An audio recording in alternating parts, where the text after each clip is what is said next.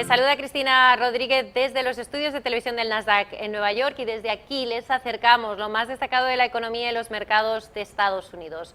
Para hablar de todo ello, esta semana está de nuevo aquí con nosotros Manuel Restrepo, que es el vicepresidente de XP Investments para América Latina. Muchas gracias, Manuel, por estar aquí. Muchas gracias nuevamente por la invitación, Cristina.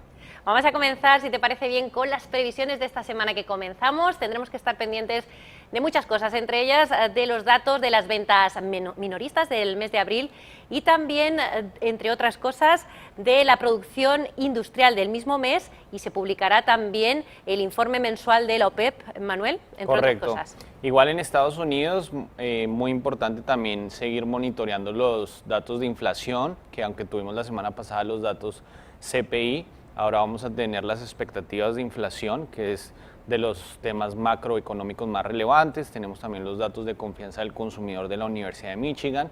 En Europa vamos a tener también el PIB para lo que es Alemania y la eurozona.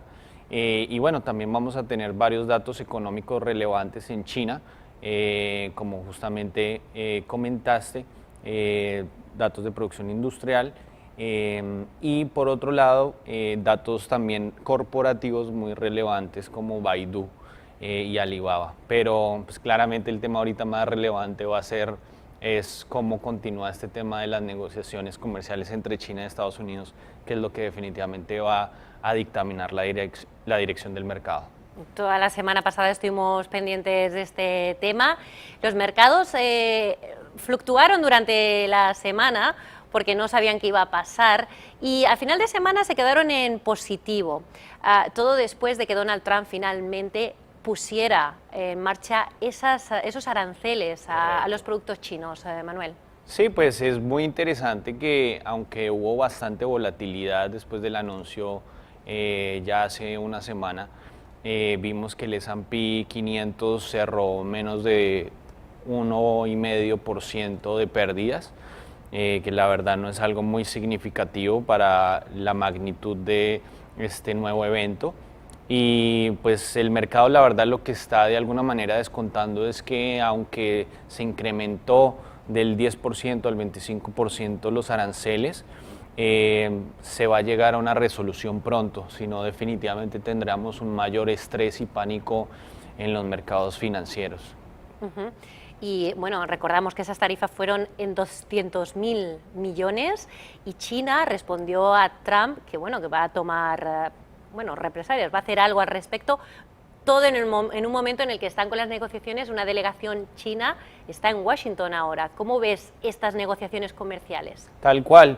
Bueno, hemos visto en los tweets de Trump de que afirma que no hay urgencia en llegar a un acuerdo. No obstante, una cosa es lo que uno dice y otra cosa es lo que realmente va a hacer. Y claramente Trump está negociando, así como Xi Jinping también está negociando. Los dos se están beneficiando de mejores datos económicos de ambos países, unos mercados financieros más tranquilos, incluso con ganancias muy positivas. Pero en ese sentido no hay ningún incentivo importante para ninguna de las dos partes de que esto se prolongue de manera importante. Otro elemento que es muy importante tener en cuenta es que los aranceles aplican para los bienes que todavía se encuentran en territorio chino desde las 12:01 del viernes pasado y no de los bienes que están en tránsito. Entonces recordemos que toma aproximadamente entre 2 a 3 semanas que los bienes transiten de China a Estados Unidos, y hasta ese tiempo prácticamente tenemos 2 a 3 semanas donde no vamos a ver un gran impacto en los precios de los bienes, y por eso también le da un campo de 2 a 3 semanas a ambos países de llegar a un buen acuerdo antes de que empecemos a ver un impacto más duro sobre los fundamentales económicos. ¿Cuáles son esos productos que se van a ver más afectados y cómo puede afectar a los bolsillos de los estadounidenses? Bueno, definitivamente hay una gran variedad, pero sobre todo una de las grandes preocupaciones es cómo va a impactar esto al sector retail, ¿no? Compañías incluso como Walmart, como Target, donde son muy beneficiados de todos los bienes provenientes de China, son donde hay la mayor preocupación, ¿no? Pero la variedad definitivamente es bastante amplia, ¿no? ¿Y crees que China va a contraatacar con otros aranceles para los productos estadounidenses?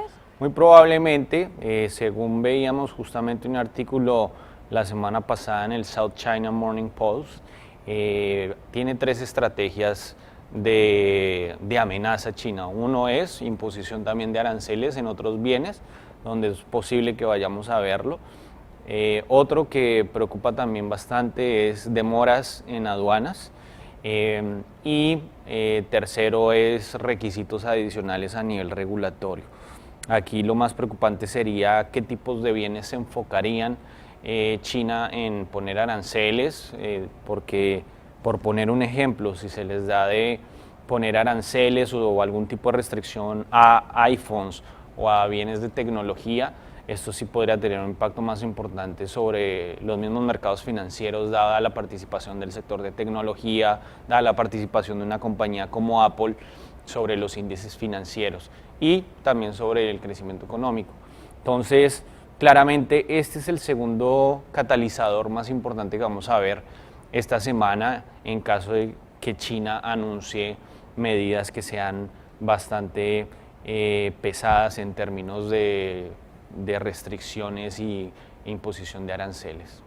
De la semana pasada también conocimos el dato del IPC del mes de abril, que subió un 0,3% y la tasa interanual se quedó en el 2%, se incrementó al 2%. Manuel, ¿esto cómo se ve reflejado en la economía de Estados Unidos? Correcto. Pues los datos de CPI fueron datos que estuvieron levemente por debajo de las expectativas del mercado. Claramente, como hemos visto los anuncios de la Fed está más enfocada en la inflación de Core PCE, y la inflación de Core PCE básicamente ha venido promediando alrededor del 1,5, 1,6%, que está por debajo del target del 2% de la Fed. En ese sentido también esto lo hemos acompañado a que las expectativas de inflación vienen bastante bajas, y pues vimos hace unas semanas atrás los anuncios de la Fed también, donde Powell comentaba de que no había todavía una preocupación muy importante sobre la debilidad en inflación en Estados Unidos y se consideraba que esto iba a ser transitorio, pero a la larga los mercados nunca mienten y lo que vemos justamente, por ejemplo, en la curva de futuros de tesoros es que el mercado está prediciendo una reducción de tasas para diciembre, alrededor de una predicción del 64-65%, que es bastante alta, y en ese sentido sí considero que ya han habido varios mecanismos que el Banco Central ha tratado de hacer y no ha repuntado la inflación, y no veo realmente en el corto plazo algún otro catalizador que genere un repunte en la inflación. Entonces, en ese sentido, pues el dato de CPI la verdad no fue muy relevante para los mercados, pero viene dentro del contexto de que tenemos un escenario todavía de baja inflación en Estados Unidos. Importante también, se habló mucho durante toda la semana de Uber, la compañía de vehículos con conductor de transporte, que salió a bolsa. Salió a bolsa con un precio inicial de $45 por acción, 82.000 millones. ¿Cómo le fue el viernes y qué se espera?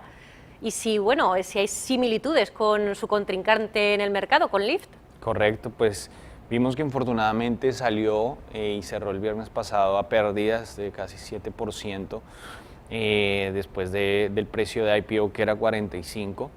Y bueno, pues estamos también en una dinámica que, si analizamos los últimos IPOs de compañías como Uber, como Lyft, son compañías que tienen pues un background más tecnológico, y sobre todo compañías que tienen mucho potencial de crecimiento, pero que no están generando utilidades. Vimos, por ejemplo, que básicamente Uber en el primer trimestre perdió casi $1.000 millones.